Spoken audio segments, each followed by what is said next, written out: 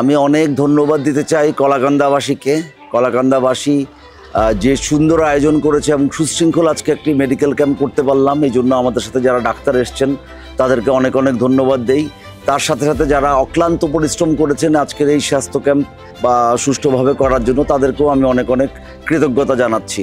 আমার একটি চিন্তা ভাবনা, সামনে যদি আমরা দায়িত্বে আসি তাহলে আমরা আসলে, যেহেতু আমি একজন চিকিৎসক এবং শিক্ষকও বটে, আমার কাছে সর্বোচ্চ অগ্রাধিকার থাকবে স্বাস্থ্য খাত এবং শিক্ষা খাতকে এগিয়ে নেওয়ার জন্য। তো স্বাস্থ্য খাত এবং শিক্ষা খাত, আপনারা জানেন যে আমি একটি সরকারের একটি যে স্বাস্থ্য সংস্কার যে কমিটি, বিশেষজ্ঞ প্যানেলের আমি একজন মেম্বার। তো সেই হিসাবে সামনে থেকে তারেক রহমানের যে ভাবনা, যে আমাদের স্বাস্থ্যসেবা নিয়ে, সেই আলোকে আমি একটা মডেল থানায় পরিণত করতে চাই মতলব উত্তর দক্ষিণকে। এবং স্বাস্থ্য খাতে আমাদের প্রান্তিক পর্যায়ে যে সমস্ত সমস্যা আছে সেই সমস্যাগুলো সমাধান করে আমরা ইনশাল্লাহ এমনভাবে স্বাস্থ্যসেবা পৌঁছে দিব মতলবের ঘরে ঘরে যে সেটি বাংলাদেশে একটা দৃষ্টান্ত হয়ে থাকবে। তার সাথে সাথে সেটা হচ্ছে শিক্ষা খাতে মতলবের ঐতিহ্য অনেক বেশি। আপনারা জানেন মতলব যে স্কুল, অনেক অসংখ্য স্কুল রয়েছে মতলবে, ঐতিহ্যবাহী স্কুল রয়েছে, নামকরা স্কুল রয়েছে, যেখান থেকে পাশ করে ছাত্ররা বাংলাদেশের সর্বোচ্চ পর্যায়ে অনেকেই অধিষ্ঠিত হয়েছেন এবং সারা বাংলাদেশ থেকে অনেকেই মতলব একসময় পড়তে আসতেন। এখানকার শিক্ষকদের নাম এবং ছাত্রদের নাম সারা বাংলাদেশে সুবিদিত। সেই শিক্ষার মানটিকে আরও কীভাবে উন্নত করা যায় এবং কি করে সেই পুরনো ঐতিহ্য আমরা মতলবে ফিরিয়ে নিয়ে আসতে পারি, এবং বর্তমানে যে সমস্ত স্কুল কলেজগুলো আছে সেটা শিক্ষার মান সহ অন্যান্য যে সমস্ত অপ্রতুলতা রয়েছে, শিক্ষা সরঞ্জাম, বিজ্ঞান সরঞ্জাম এবং শিক্ষকদের ট্রেনিংয়ের ব্যবস্থা করে এবং ছাত্রদের এক্সট্রা কারিকুলার অ্যাক্টিভিটিসের সাথে সম্পৃক্ত করে, এগুলো আমার স্বপ্ন এবং ভিশন।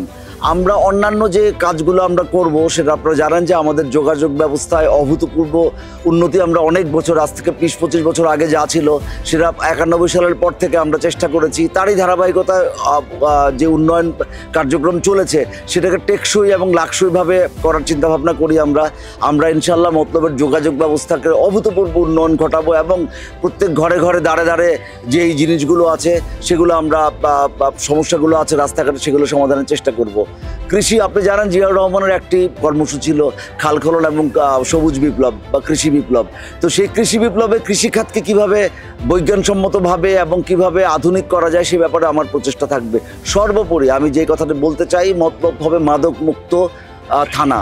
কোনো ধরনের কোনো মাদক সেবীকে আমরা এখানে প্রশ্রয় দেব না, এবং যদি কেউ ভুল করে জড়িয়ে থাকেন তাদেরকে কীভাবে পুনর্বাসন করা যায় সেই চেষ্টা আমাদের থাকবে। একটা মাদক পুনর্বাসন কেন্দ্র বাংলা মতলবে করা যায় কিনা সেটা নিয়ে আমাদের একটা প্রচেষ্টা থাকবে। এবং মাদকের সাথে যারা এই যে যুব সমাজকে ধ্বংস করছে সেই মাদক চোরা কারবারিদেরকে আমরা এদের নির্মূল করব আমরা, সোজা কথা, তাদের জন্য জিরো টলারেন্স। আর সর্বোপরি যেটা বলতে চাই, শেষ কথা, সেটা হচ্ছে মতলবে কোনো চাঁদাবাজের স্থান হবে না। আপনারা জানেন আমরা ইতিমধ্যে আমাদের সাথে আপনারা যারা দেখতে পাচ্ছেন প্রত্যেকেই নিজ নিজ ক্ষেত্রে উজ্জ্বল এবং তারা সারা জীবন রাজনীতিটা করেছেন এবং সৎ থেকেছেন এবং সৎ মানুষই আমার আশেপাশে আছেন। সৎ রাজনীতিবিদ যারা আছেন তাদের মাধ্যমে আমরা চাঁদাবাজি নির্মূল করব এবং কেউ যদি চাঁদাবাজি করতে চায় তাদের বিরুদ্ধে আমরা শক্ত অবস্থান গ্রহণ করব। অলরেডি প্রশাসনকে বলা হয়েছে বিএনপির নাম ভাঙিয়ে যদি কেউ চাঁদাবাজি করতে চায় তাদেরকে সরাসরি আইনের হাতে সোপর্দ করবেন। আমরা আপনাদের পাশে আছি। তারেক রহমান, দেশনায়ক তারেক রহমানের নির্দেশ, কোনো ধরনের চাঁদাবাজ, বালুখোর, এই ধরনের লোকের কোনো স্থান বিএনপিতে হবে না। মতলবের মাটিতে তাদের আমরা কবর রচনা করব। ধন্যবাদ সবাইকে, আবারও দেখা হবে।